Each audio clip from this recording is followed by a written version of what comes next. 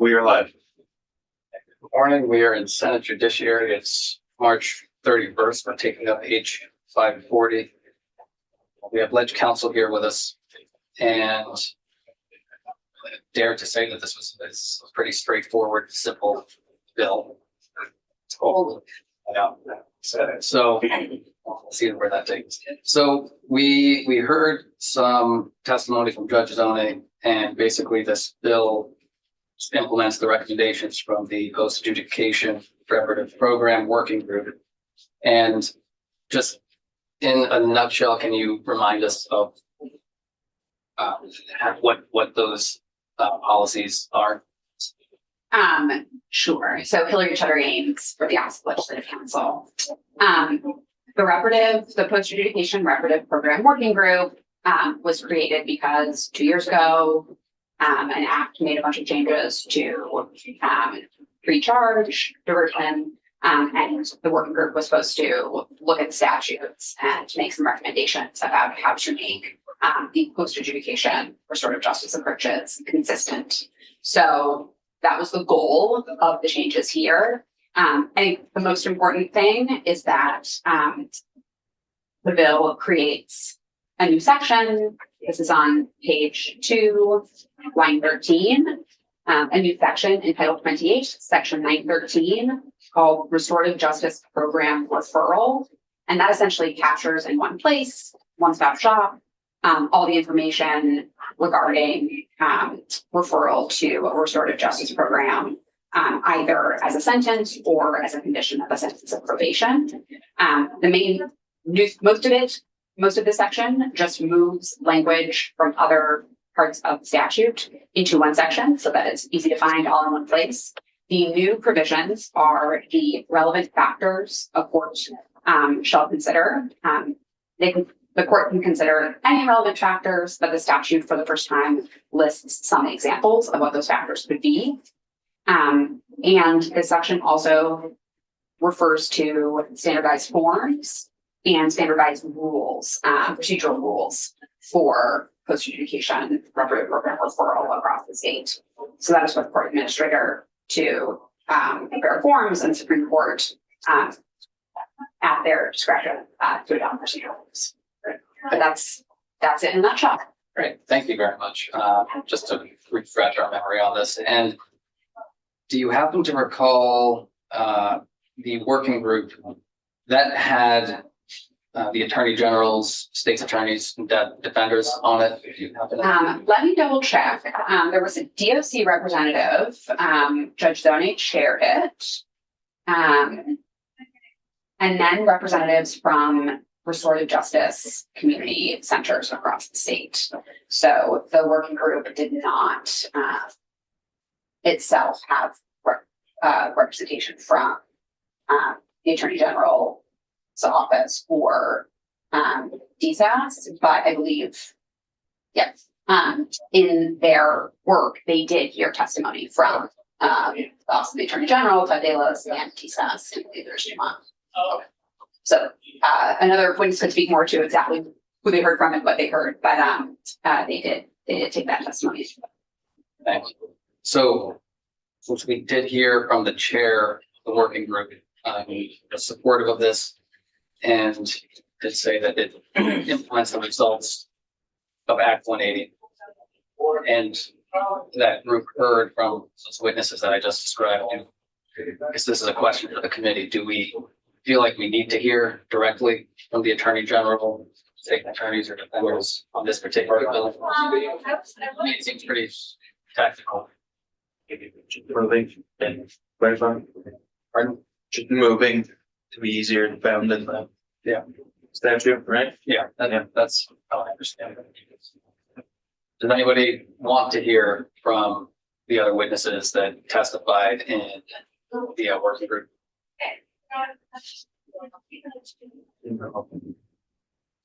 Anybody have any recommendations as to language you want to change, or are we good with the bill as it's written?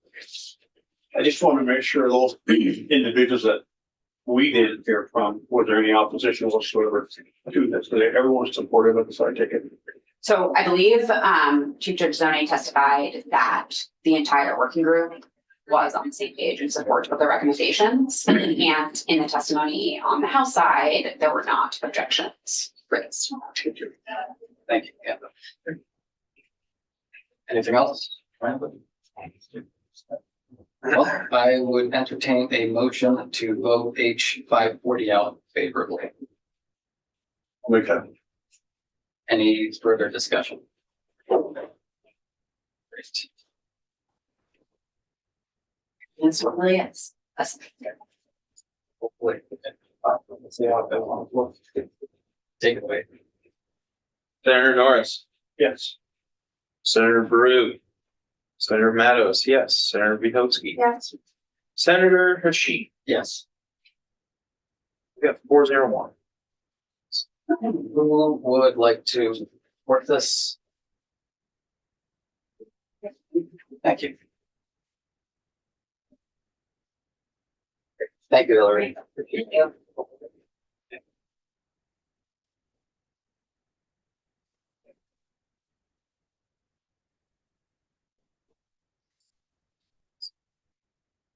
Joe. Next up, we have H 410. Good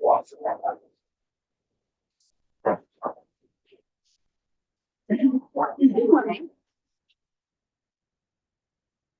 For the record, Michelle Childs, Office of Legislative Counsel, and we're taking a look at H 410 as it passed the House.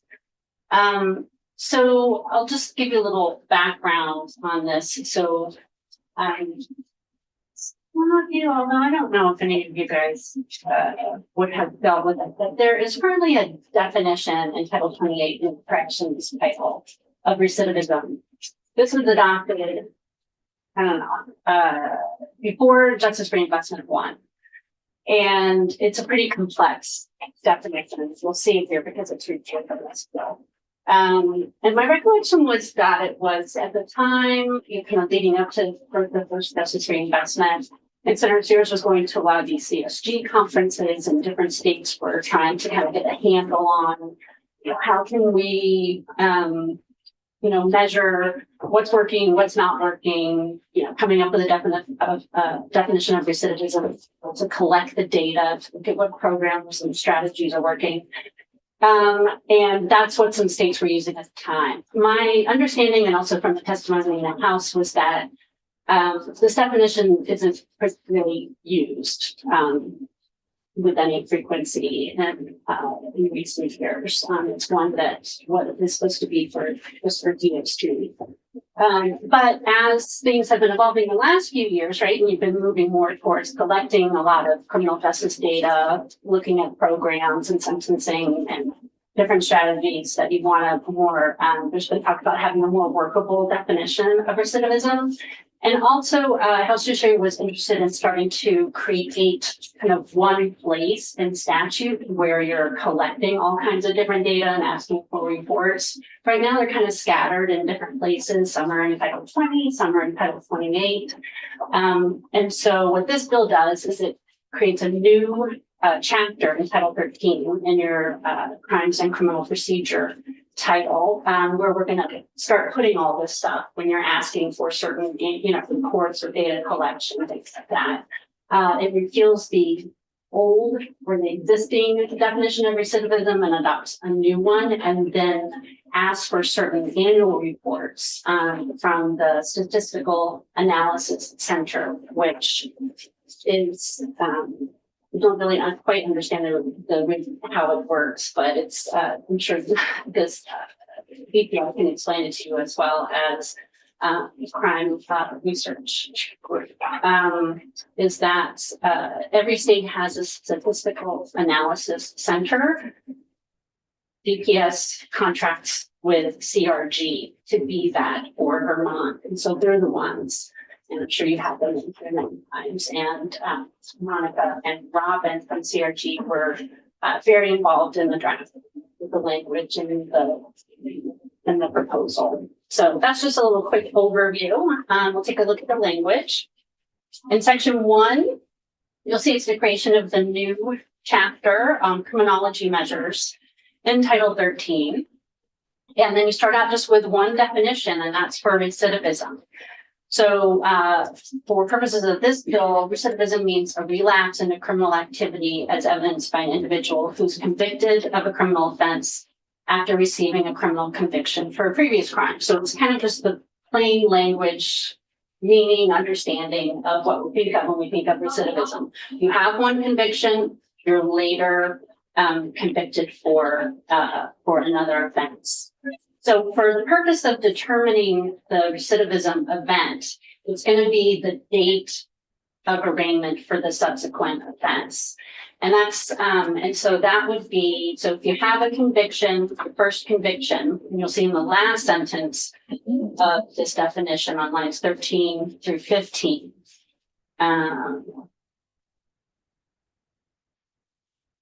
The clock starts when, for the first conviction, when someone is either released from an incarcerative sentence. So if they're sentenced at any time in prison, it would be on their release date.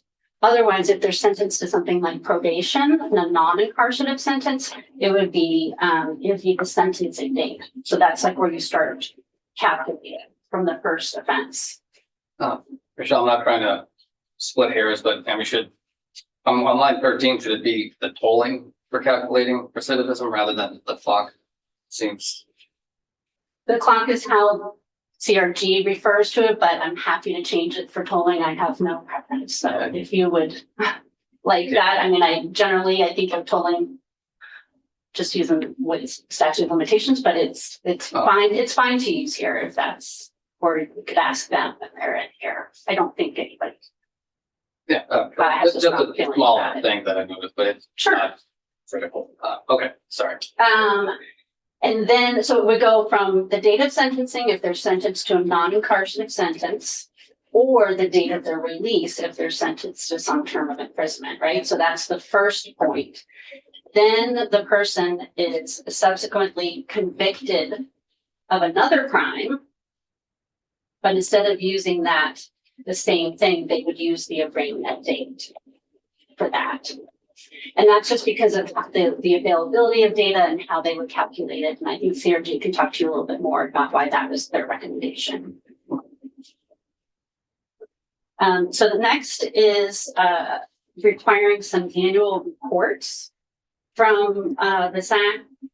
So you'll see on subsection A, annually on or before April 1st. So this is recurring. You'll see an appropriation at the end for these annual reports. That's just for the upcoming for FY27. But it would be something that would have to have ongoing funding. So it's to submit certain reports to the committees on Judiciary, as well as the Committee on House Committee on Corrections and Institutions and the Senate Committee on Institutions.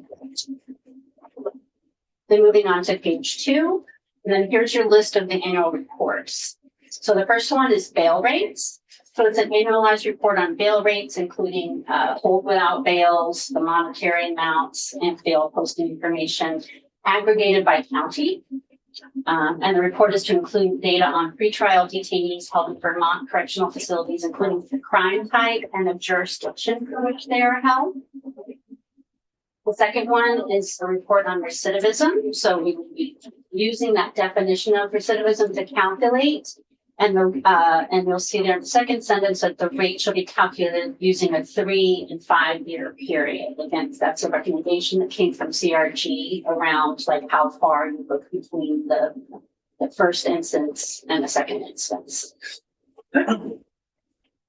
Subdivision 3 is arrest and clearance rate. So an annualized report on arrest and clearance rates, and arrests are to be organized by type of crime according to type of crime based on NIBR's information. Or this is looking at what are essentially the 20 crimes with the highest number of convictions. So what is that like top?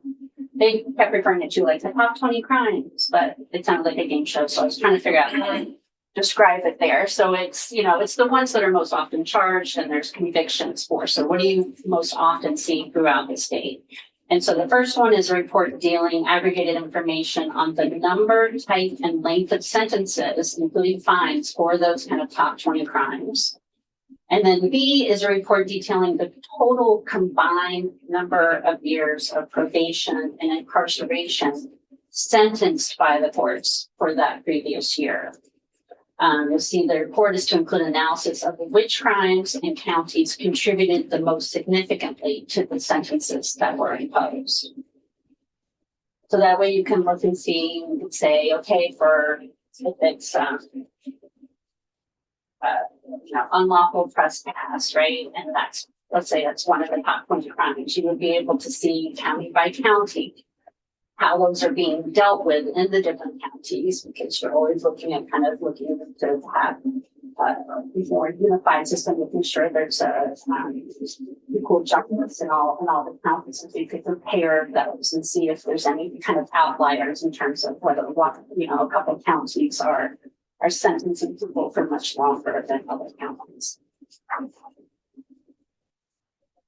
Fair enough. So equalization throughout the counties. So does that maybe mean that you made it sound as though if one county is sentencing somebody more than the other county, that we want to make sure it's fairly done across the board Well, here? up to you, it's policy But decision, For the but county who's not using that same level of probation, maybe are they doing it the right way or the wrong way? well, that's for you to decide. I mean, I think the thing has been, since I've been in this job is saying, let's look at the various counties and make sure that for a particular offense, it's not some huge difference in how you're treated, whether you're in Bennington County or Chittenden County. So in terms of what they're doing there, and whether or not you want to adjust the statutes in terms of sentencing, it's up to you what to do with that information. But that's information that members have said that they wanted to really look and see whether there are outliers one way or the other. To the equalization. She mentioned it, was talking about it. Not in the bill. Sean, I know you mentioned talking to the CRG about the definition, but I'm still a little, I'm confused by the definition here, saying that it's a relapse criminal activity that's evidenced by an individual who was convicted of a criminal offense after receiving a conviction for a previous crime. And the date of the recidivism event is the arraignment date of the subsequent offense. So if there was no conviction, so someone, let's say probable cause was found at arraignment, but the case is later dismissed, that would not qualify as part of recidivism. You would have to wait through and the person would have to get a conviction. Then based on that conviction, they would go back and look at the arraignment date as the incident date, right? Because you can't tell, it's not possible for them with the data to be looking at truly like when the offense was committed, right? Because it's going to, vary, and people's arraignment, it may not be close to time, or it may, and so those are the points that they said that they can easily gather the data and then we that helps to clarify it, because I didn't want a situation where we're taking arraignments that end up leading to a dismissal. There has to be at least two convictions. It's just saying like where you put the pin in it. Yeah. Okay, that's all. Thank you. Committee, any other questions? Keep going. Oh, yeah, sorry, I thought. That's okay. Sorry. I'll go quick. So page 3 of the top B is just that there to be collecting demographic data. So those reports are to include race, gender, age, and other demographic variables when those are available. C is just saying anybody who has data that is needed for these reports is to be working with and providing that data to CRG so that you can compile these reports for you. Section 2 is the existing definition of recidivism in Title 28 as applied for use by DOC. And I'll just kind of read that so you kind of see the differences here. So the new definition is basically you're convicted on an offense and you have a prior conviction, right? Current definition is the department shall calculate the rate of recidivism based upon offenders who are sentenced to more than 1 year of incarceration, who after release from incarceration, return to prison within 3 years for a conviction for a new offense or a violation of supervision resulting, and the new incarceration sentence for time served on the violation is at least 90 days. So pretty narrow and specific. So that is being repealed. Section 3 is just removing a cross-reference in Title 28 to that definition. Section 4 are your appropriations. So for FY 27, there's money appropriated from the general fund to BPS for contracted support for the staff. And then on 5, you'll just see the amounts there. So $10,000 for the bail report, $10,000 for the recidivism, $10,000 for the arrest and clearance rates, and $4,000 for the annual sentencing reports. Great. Any questions? Thank you. We'll line up some other witnesses to this and keep working on it. So, yeah. Okay, that wraps it up for today. And we do have, actually, we're not at that yet. We do have our public hearings